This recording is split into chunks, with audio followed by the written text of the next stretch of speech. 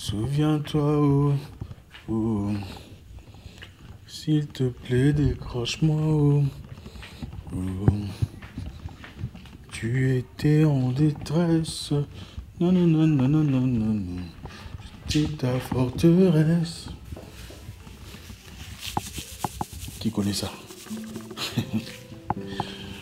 J'ai mangé comme pas possible. Je suis tellement rassasié que j'ai failli oublier de vous faire une vidéo.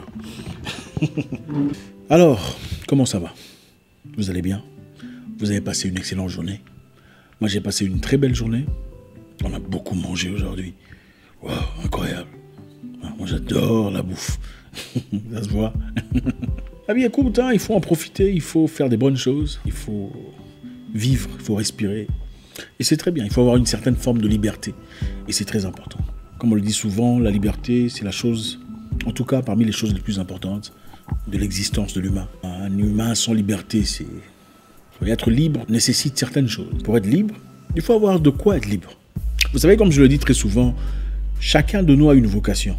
Parallèlement au travail que nous assumons, nous avons beaucoup d'emplois, des travaux, des boulots qu'on fait chaque jour pour subvenir à nos besoins. Mais il n'y a pas de plus important ou de plus magnifique que de vivre sa vocation et d'avoir une certaine liberté de vie. Je pense qu'il serait idéal, en tout cas pour l'humain, de vivre librement. Librement veut dire de gérer son temps comme on le veut, de pouvoir partager du temps avec sa famille. C'est ça la vraie liberté. Manger quand on veut, prendre un break quand on veut, se déplacer quand on veut, faire un voyage, même pas à Dubaï, même à Tanzanie, Dar es Salaam, Zanzibar, quand on peut, quand on veut, avec sa famille, son épouse si on est marié, surtout quand on est jeune, ses enfants, écrire sa propre histoire, avec sa propre écriture, d'un encre indélébile. C'est ça, vivre la vie. C'est bien de travailler, c'est bien d'avoir un emploi, c'est bien d'avoir un boulot, surtout quand on aime ce qu'on fait. Mais c'est bien triste et malheureux de vivre quelque part, dans un bureau, travaillant pour quelqu'un, espérant avoir sa pitance à la fin du mois. Surtout quand on n'aime pas son emploi. Se réveillant chaque matin à 4h ou 5h du matin. Espérant prendre le train ou le métro, si on vit en Europe ou aux États-Unis. Ou prendre le bus si on est en Afrique. Pour travailler pour le bonheur de quelqu'un d'autre. Coucher chez lui pour se... Ce n'est pas facile. Et pour ça, évidemment, je vous encourage, comme je l'ai toujours fait dans l'entrepreneuriat. Je vous encourage dans l'entrepreneuriat parce qu'on vit sa vie différemment en tant qu'entrepreneur. Et en tant qu'entrepreneur, je ne suis pas en train de dire que l'entrepreneur ne travaille pas. Bien au contraire. Mais après avoir investi son temps pendant quelques années, pendant quelques mois, pendant quelques temps, l'entrepreneur peut se faire le luxe de faire un petit voyage, de vraiment s'amuser, de profiter de sa famille, de sa liberté. La vie sans liberté ne vaut pas grand-chose. Et pour ça, on a besoin d'argent. L'argent, c'est vrai, a fait beaucoup de dégâts sur Terre. L'argent, quelquefois, nous mène vers des directions qu'on n'a jamais voulu, jamais anticipées, jamais estimées, quand on n'a pas de maîtrise. Mais l'argent est très important. On a besoin d'argent pour vivre en paix. On a besoin d'argent pour avoir une famille stable, quand les enfants tombent malades. On a besoin d'argent pour aller à l'hôpital. On a besoin d'argent pour arroser son amour, faire un petit cadeau, acheter une chemise, une chemisette, un blouson, une bague. On a besoin d'argent pour ça. On ne peut pas vivre seulement d'amour, c'est difficile. Une personne affamée est incapable d'aimer, véritablement. Ventre creux est incapable de transférer de l'amour. Votre femme, autant elle pourrait vous aimer incroyablement, sera en difficulté de vous le démontrer, ayant un ventre affamé. C'est difficile. On a besoin d'un temps de détente, un moment de relaxation. Et pour ça, il faut de l'argent. Pour avoir l'argent, il faut suivre certains principes de vie. Il faut faire certaines choses pour se positionner correctement. Vous savez, comme je le dis souvent, je le répéterai encore une fois, c'est bien d'avoir les qualifications. C'est très bien de faire l'école. C'est très bien de faire l'université, avoir un master, avoir peu importe. C'est magnifique. Ça vous place correctement, ça vous place dans les bonnes portes, ça vous place devant les bonnes personnes. Mais ce qui vous préserve et vous garde, ce qui vous avance et vous fait progresser, ce qui vous fait fleurir parmi une centaine de personnes, c'est votre capacité de gérer les humains, vos capacités des relations humaines. Quand vous allez au bureau, il y a des gens que vous préférez par rapport aux autres, n'est-ce pas? Il y a des gens que vous préférez, même si vous ne les avez jamais vraiment côtoyés. Mais vous savez, j'aime bien ce gars-là. On ne parle pas beaucoup, mais je l'aime bien. Pourquoi? L'être humain n'oublie jamais comment il s'est senti auprès de quelqu'un. Les humains peuvent oublier beaucoup de choses. Mais ils n'oublient jamais comment ils se sont sentis en votre présence. Comment ils se sont sentis quand vous étiez là autour d'eux. On n'oublie jamais ça. C'est pourquoi la gentillesse est très importante. La sympathie, la simplicité. Bonjour, comment ça va? Avec un sourire vrai. Vous ne savez pas qui c'est. Je ne sais pas si vous êtes déjà arrivé de voir une personne que vous boudez. Vous ne saluez pas dans le train ou dans le parking. Arrivé dans le bureau, vous partez, vous réalisez qu'au fait, c'est la personne la plus influente. Vous essayez honteusement de vous racheter. C'est honteux. C'est très honteux. Il faut savoir gérer les humains. Dans la vie, il faut savoir se positionner correctement pour avoir les bonnes opportunités. Je vous le dis encore, je vous le répète encore une fois. Il faut courir derrière les gens qui ont pour avoir aussi. C'est très important. Il faut savoir s'humilier, se présenter dans un milieu où il y a des gens influents pour avoir des opportunités. Mais il ne faut pas courir trop derrière les gens non plus. C'est-à-dire, courir de manière frénétique devant les gens, vous paraissez comme un fou. Attention, il faut savoir équilibrer. Je vous ai fait une vidéo très récemment vous disant il faut être humble. Oui, il faut être humble. L'humilité, c'est aussi de l'aisance, c'est aussi du charisme. Hein? On peut être charismatique en étant un bonjour, comment ça va? Je vais très bien, merci, et vous, monsieur. C'est ça de l'humilité, avec un charisme. Mais ne soyez pas un chef. Bonjour, chef. Oui, ça va, ça, ce n'est pas de l'humilité. Attention, vous risquez de perdre votre pouvoir, votre influence. Même le président de la République a tendance à se fier à la personne qui paraît droit. C'est-à-dire, il connaît sa position, mais il sait comment se tenir droit. D'accord, merci. Va s'assurer qu'on le fasse. C'est comme ça qu'on se comporte. Vous cherchez une opportunité de vie, voilà ce que je veux vous dire. Et ça marche, frère. Habillez-vous bien. Préparez-vous, même si vous n'avez pas beaucoup d'argent. Achetez des trucs bien, des habits bien propres, présentables. Parfumez-vous. S'il n'y a pas le parfum, comme je vous l'ai dit, achetez même le parfum de chinois. Mélangez avec insecticide, ça va passer. Partez.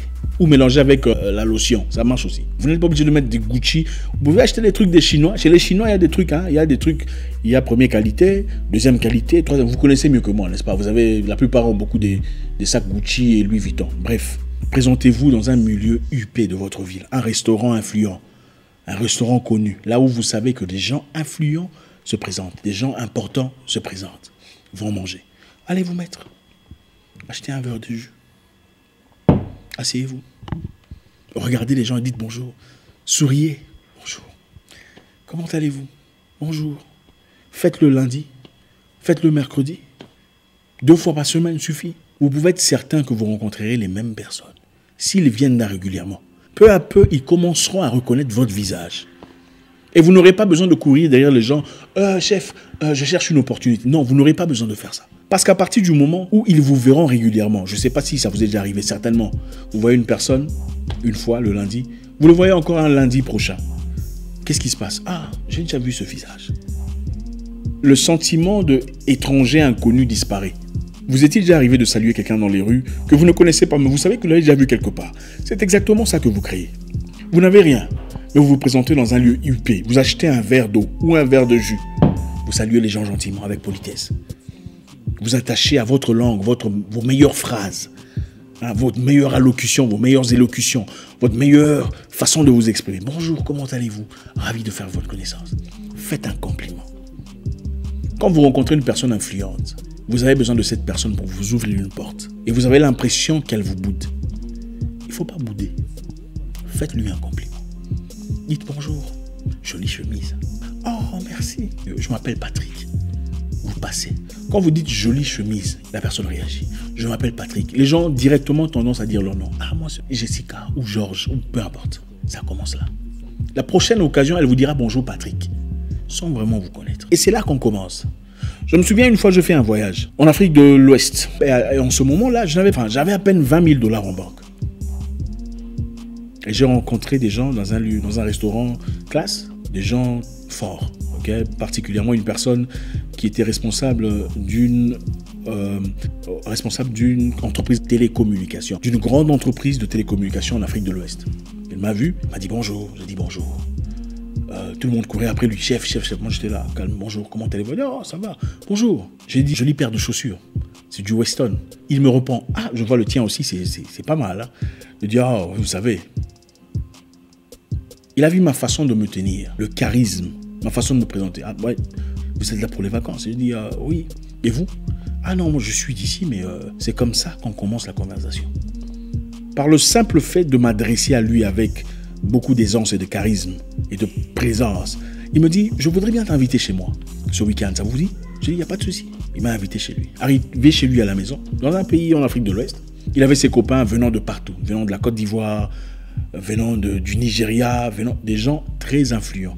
L'un d'eux était premier importateur de ciment en Côte d'Ivoire, premier importateur de, je ne sais pas, pharmaceutique au Bénin ou quoi. Donc, des gens très forts. Et c'est là que j'ai ouvert certaines portes. Les opportunités de la vie, au début, on le fait peut-être seul. Mais on arrive à un certain moment, il faut s'associer aux gens forts pour avoir des grandes ouvertures. Dans le monde de l'argent, on commence souvent seul. En fait, on est souvent obligé de commencer seul.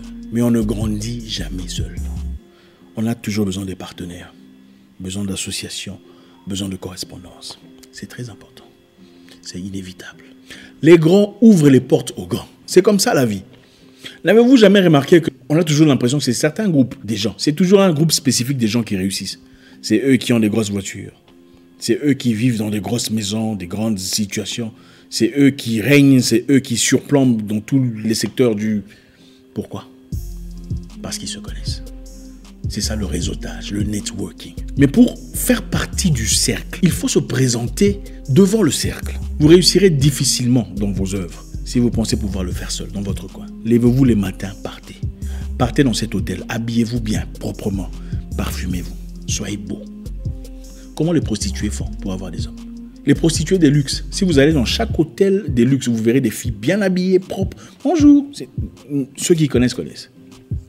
Ils vont pas à la maison en attente que quelqu'un les cherche. Ils vont chercher leur opportunité. Pourquoi vous ne pouvez pas faire autant? Présentez-vous dans cet hôtel-là, cet hôtel qui vous impressionne. Tenez-vous droit. Approchez les gens et dites bonjour. Commencez une conversation. Bonjour, comment allez-vous? Il fait beau aujourd'hui. Mon nom est Patrick. Ah, Patrick, enchanté. Vous venez souvent ici? C'est comme ça qu'on commence la conversation. Les amitiés se créent. Malheureusement, beaucoup parmi nous attendent. On attend qu'on nous commence. Ah, il est en train de bouder, je pense qu'il ne répondra pas. Il faut essayer. Très souvent, on reflète ce qui se passe dans nos têtes sur les gens. Au fait, c'est un reflet de ce que nous sommes. Nous sommes orgueilleux, on voit des orgueilleux partout. Mais si toi, tu es dans le besoin, c'est toi qui fais le premier pas. Une personne qui vend des habits ou des choses pareilles a besoin de publicité. Qu'est-ce qu'il fait? Il va chercher des gens influents. Il envoie des habits gratos. Il dit, voilà, j'ai quelque chose pour vous. C'est comme ça qu'on fait. En tout cas, je vous apprécie. Ça me ferait vraiment plaisir que vous... Il faut se positionner correctement dans la vie. Vous pouvez faire un voyage en business class. Ne partez pas les mains bredouilles. Emmenez une carte de visite. Faites une carte de visite. Je ne sais pas ce que vous allez écrire, mais faites une carte de visite. Bonjour, mon nom est Patrick. Donnez votre carte de visite. Vous voyagez en business class de manière stratégique. Partagez votre carte de visite. On ne sait jamais. La vie est une question de choix. Il y a des gens qui vont vous faire rire, mais ne vous apporteront rien dans la vie. Il y a des gens qui paraissent orgueilleux, mais en réalité ne le sont pas. Ils sont simplement réservés. Mais si vous faites le premier pas, vous réalisez que ce n'était pas ce que vous croyez. On ne vous dit pas de courir derrière les gens comme des chiens. On vous dit qu'il faut savoir se présenter, garder un charisme, être présentable, propre. Il faut sentir bon. Les gens, c'est la première chose. Quand on sent bon, directement on vous sent, on vous respecte. Je vais très bien à vous-même. Oh, jolie paire de chaussures. Très important. Ça ouvre les portes. Écoutez, peu importe où vous allez, que ce soit un office, un bureau, vous rencontrez une personne qui semble vous bouder. Faites un compliment sur ses cheveux, un compliment sur la chemise, un compliment sur la ceinture et vous verrez directement son humeur désamorcée. Les humains généralement commencent seuls, mais l'exploit n'explose jamais seul. Il faut souvent quelqu'un d'autre pour le déclencher. Aucune personne sur Terre ne peut réussir tout seul. C'est impossible. On peut survivre seul. C'est possible. Vous pouvez faire des petits trucs qui vous aident à avoir de l'argent, à manger. Oui, ça c'est possible. Mais si vous voulez exploser, vous voulez un tremplin, vous voulez décoller dans la vie, il faut des gens derrière. Certaines opportunités m'ont été ouvertes à travers de tierces personnes. Des grandes opportunités, un investissement que moi je n'ai peut-être pas financé. Mais simplement le charisme, ma présence a poussé à une tierce personne très influente de placer son argent derrière mon nom pour influencer une histoire. Cette semaine, je vous encourage. Je ne sais pas comment ça se passe chez vous avec le confinement. Allez quelque part, si vous avez un peu d'argent. Allez quelque part, dans un endroit IP. Ce n'est pas pour prendre des photos sur Instagram. Faites connaissance. Découvrez quelqu'un de nouveau cette semaine. Une personne influente, dans un lieu intéressant. Allez-y. Pas pour faire des snaps. Non, non, non, non. Pour rencontrer quelqu'un. Bonjour, comment ça va? Ça va très bien. Faites un compliment, présentez-vous, donnez votre carte. Examinez méticuleusement et vous remarquerez. souvent les photos des politiciens. Vous verrez, il y a toujours des gens derrière. Et si vous regardez la photo d'un autre politicien, vous retrouvez la même personne derrière le même politicien. Vous regardez une autre photo, il y a des gens en fait qui sont perfectionnistes. Ils ont perfectionné cette capacité d'être derrière les gens. C'est des gens qui savent se placer. Ils ne meurent jamais de faim. Il ne suffit pas de connaître les gens qu'il faut. Il faut que ces personnes vous connaissent et vous ouvrent les portes, vous facilitent les tâches. Il n'y a rien de plus important que votre carnet d'adresse, votre ardoise de connaissances.